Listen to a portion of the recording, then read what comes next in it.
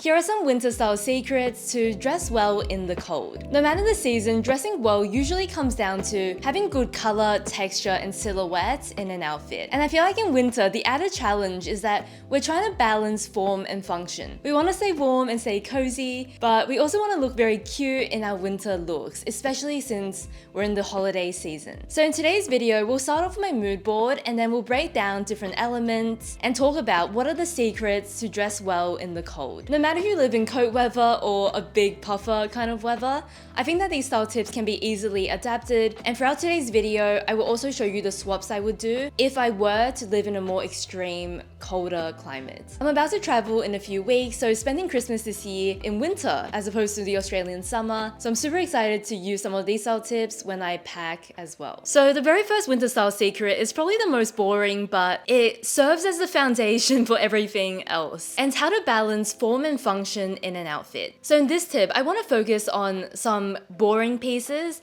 that make my fashion items more wearable because it helps me with the function, warmth side of things. I also want to add here that balancing form and function is not just practical, but it's also kind of a fashion aesthetic. A lot of modern brands, think Tibi, are really great at doing this. They have a lot of nylon fabrications that block the wind, waterproof, and they mix that with their more fashion pieces to create these really interesting, very modern, contemporary, street style inspired looks. So in some outfit examples, I want to start with this ultra warm merino base layer. I love a Uniqlo lightweight merino knit, but this is not the same. It's a lot more tightly knit together. The thickness is a lot heavier. It's a lot more tight, and it's such a practical piece that I think anyone in a cold climate can benefit from. It's also my base layer when I'm skiing, so it's gotten just ridiculous amounts of testing and wear. When it comes to fleece, both fashion and technical brands make it, but this is where the technical brand usually will have something that performs a lot better than the fashion brand. So if I'm able to get this into an outfit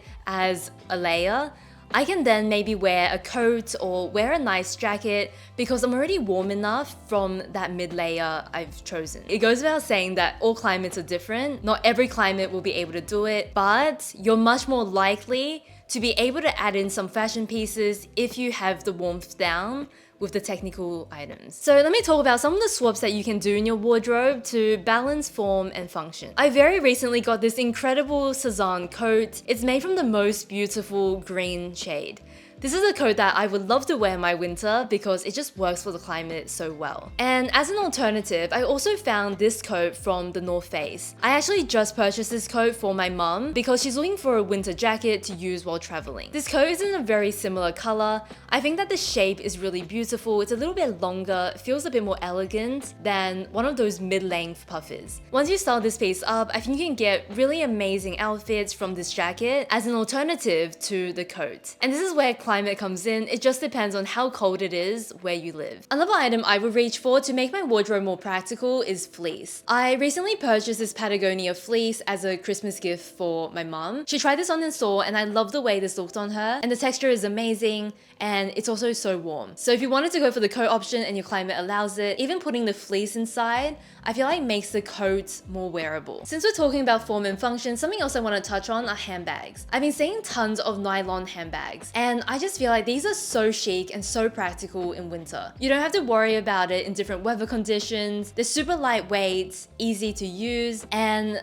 because they're very trendy right now, there are so many great styles around. So for a more classic option that's been around for years and years, you've got Yoshida Porter. They do these amazing nylon bags, and my mom, she has a green one and it's super chic. I was at COS 2 days ago and I also saw these very cute nylon bags. To be honest, I've been seeing these absolutely everywhere, and I totally get it because they're so lightweight, so practical, and they also look very chic. Trying to balance form and function is definitely the hardest part of winter dressing, but I found that in my wardrobe, having these technical fabrications, they've just done wonders in allowing me to wear my fashion pieces more. So again, I can't account for every climate because we're all so different, but there is some way to use this tip no matter where you live. A really easy style secret to elevate your outfit is to opt for deep neutrals as an alternative or complement to black. Black is a color that we gravitate towards because it's very practical. It will hide dirt marks and stains, and then it also attracts heat because it's such a dark color. A lot of people just go naturally to black because we've been told that,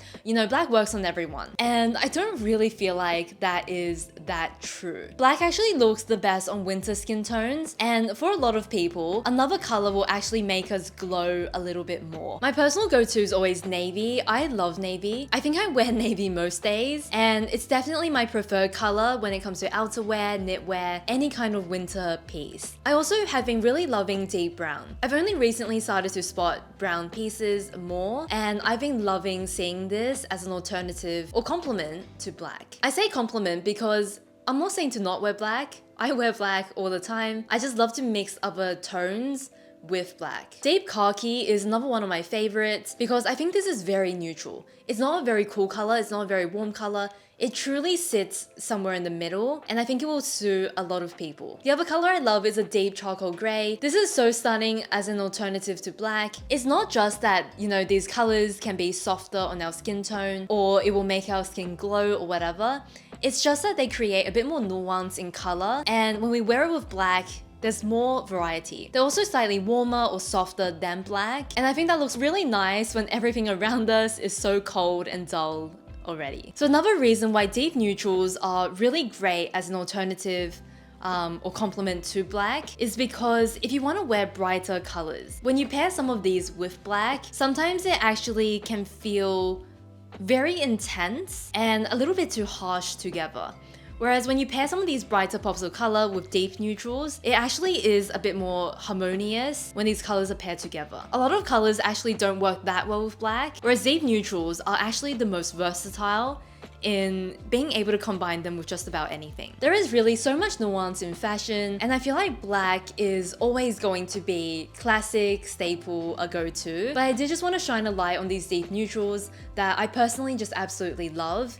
And they are so much more a staple in my wardrobe than black. And in case anyone else felt this way, I think these are really great colors to go for. My personal style secret, and I feel like what makes my outfit and the outfits I love, is using color in mid layers and accessories. I really love this color wheel and also this idea. If you're currently only comfortable with black, you kind of work outwards and go for some of these neutral tones to mix in with your black. If you're comfortable with those neutrals, you kind of go outwards to some of these more muted, mid brightness kind of tones. And then as you get more comfortable with that, you can even add in some of these really bold shades. So my point here is to add color to your winter wardrobe and choose colors that are within your comfort zone, no matter where that is on the wheel. The reason I choose my colors in mid layers and accessories is just because I find this to be the most versatile. With my outer layer, I want it to be super versatile so I can wear it every day. Mid layers is a piece that can still be seen, but it's less of an investment, and also you have more room to mix and match. You can pair with another color on the bottom, you can do colors on the inside that pop out, and there's more room to play here. The reason I would do accessories is because once again, they're very visible. Even if you zip up a long coat or drop the buttons, you can still see the scarf pop out, the bag,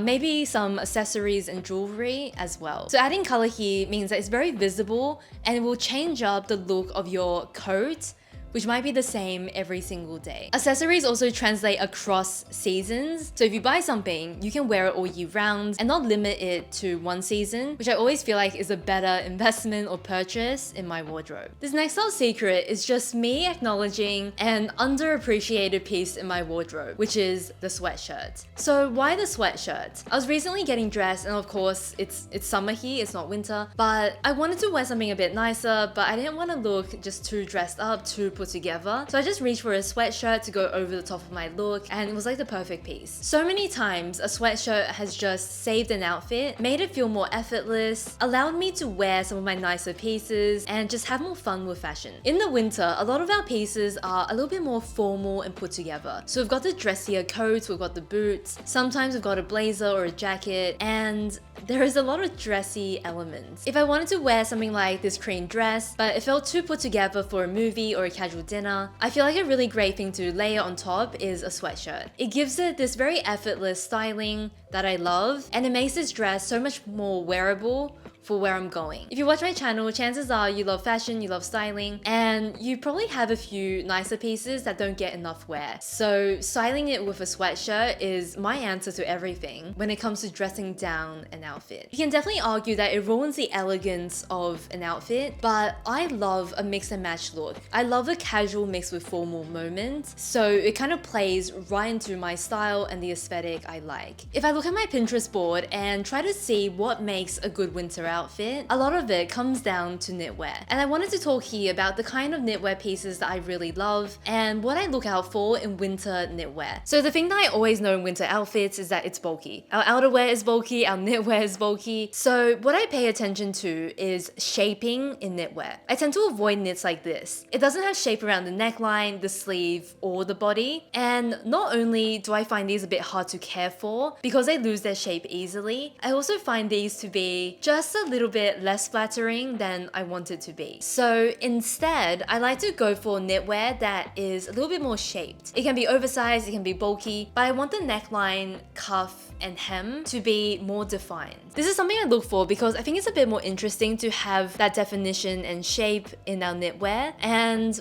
I feel like I'm drowning less, even though I might be wearing some very bulky pieces. Let's talk about texture now, and I adore knitwear that either has more unique texture or just a very kind of clean ribbing pattern. If you're deciding which textures to go for and the vibes they create, if I was going to work and looking for a knit, I probably want it to be more polished. So I would actually choose something with very light texture or more smooth appearance. I think a lot of ribbing with minimal mohair alpaca also looks very professional and clean if I was looking to add knitwear to my workwear wardrobe. But if we're talking about slightly more casual knitwear, I really love these pattern knits. This red one just has the coolest knit pattern, and I love how this would look in an outfit. Sometimes a statement cable is really fun. This brown one from Cezanne I think is so playful, but this cable definitely gives more of a country, heritage, cozy feel, and I think it will suit a casual cozy outfit a lot more. We've covered color and texture, so we're on to proportions. The general advice for any season is to play up proportions. Don't just wear the same thing head to toe, and really think about the silhouettes of what you're choosing. I do think about this one kind of like a formula where I know I have bulky knitwear on and I know I have a bulky jacket on. So the only place for me to play up proportions and do something contrasting is in my trouser or skirt. And because of that, in the winter, I tend to keep my bottoms slightly on the slim side. They're either just a relaxed or regular fit, or they go slimmer. I wouldn't do anything oversized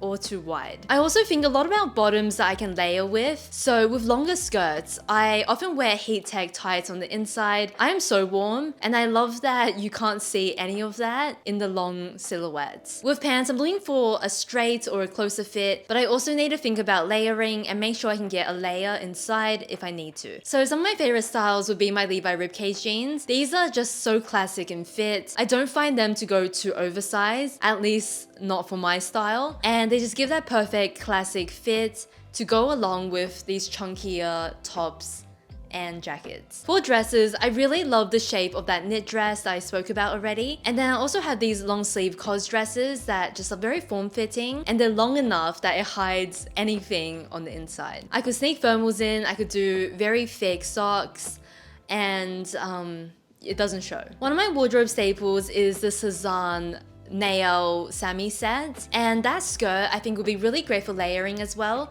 especially if you pair it with a boot, because it can kind of hide what you're wearing inside. In other seasons, I love to play with the oversized silhouettes, but winter I think not so much, because I know that there will be oversized in all of my looks in my outerwear. Final style secret today is using accessories to balance out some of those more oversized winter shapes. Accessories are so powerful, not just in adding accents, but in the winter, I think they can balance out those bigger oversized silhouettes. I've been seeing a lot of these outfits where we've got a big coat and then this huge scarf and then this huge bag, and that is an outfit that I just cannot pull off. I think it looks really cool, and it's a particular vibe that I do appreciate, but if we're talking about flattering winter dressing, it's not really something that looks great on me because I'm short. My tip here is that if you do want a balanced look, opt for small, dainty accessories to contrast the big winter shapes. An easy example here is that instead of these huge scarves, go for something that is a little bit slimmer. I know this scarf can be a little bit too light, too thin, not warm enough, but you can definitely have something like this longer, slightly wider to work for your climate. With handbags, I mean, I in general love a slightly smaller bag, but especially in winter, I do go for my little bags a lot more than the bigger ones. Basically, look for something that just holds all of your essentials and doesn't have too much excess room. Or go for something that is slightly less structured and more slouchy, so it looks a little bit softer as opposed to bulky and structured. When it comes to winter jewelry, I feel like you can't go too dainty, because if something is very fine, it will get lost in the layers and